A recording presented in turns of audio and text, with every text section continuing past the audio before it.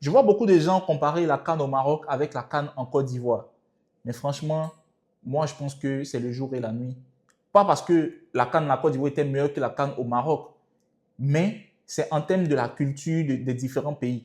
Vous savez, en Côte d'Ivoire, moi je suis ivoirien. En Côte d'Ivoire, on est un pays d'ambiance.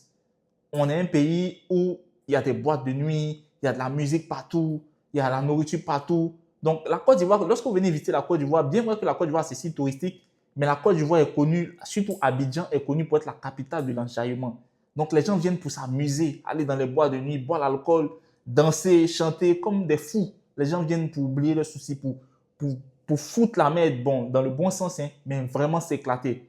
Alors que tu as le Maroc qui a une culture très musulmane, qui ne vont pas accepter ce genre de choses-là. Il y a pas vraiment cette mentalité de boire de nuit, boire l'alcool au Maroc. Donc, quand les gens vont vers le Maroc a d'autres choses à proposer.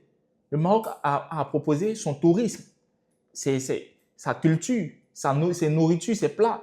Vous voyez un peu sa gastronomie. Donc, le Maroc propose quelque chose de différent par rapport à la Côte d'Ivoire, mais le Maroc propose quelque chose de qualitatif.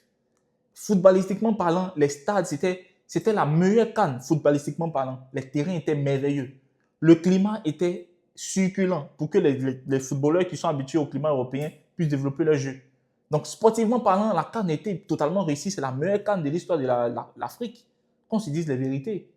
Au niveau de la culture, le Maroc, comme je vous l'ai dit, ils ont les cultures du thé, le tagine, des belles villes qui proposent des plages. Moi, j'ai des amis qui sont allés à cette CAN-là, qui ont vécu de très belles expériences dans le désert.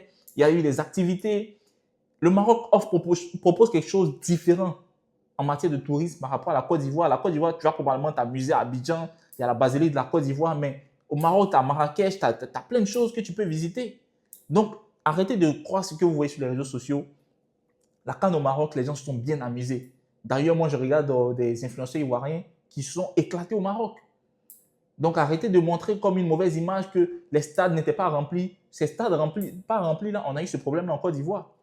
C'est dû à la gourmandise de certaines personnes qui achètent plein de tickets et qui ne permettent pas à d'autres personnes d'acheter les tickets au prix régulier. C'est ça qui crée qu'il n'y a pas de tickets qui sont en vente et les stades sont vides. On a eu ce problème-là en Côte d'Ivoire. Donc, arrêtez de dire que la CAN a été mal organisée ou quoi que ce soit. Au niveau de l'ambiance, on a été ambiancé à la marocaine. La musique marocaine, c'est différent de la musique ivoirienne. Il y a plein de choses qui sont différentes. Franchement, pour moi, je découvrais de nouvelles choses. Et d'ailleurs, l'hospitalité des Marocains, je ne dis pas que c'est extraordinaire, mais les gens étaient bien accueillis. Les gens étaient bien accueillis.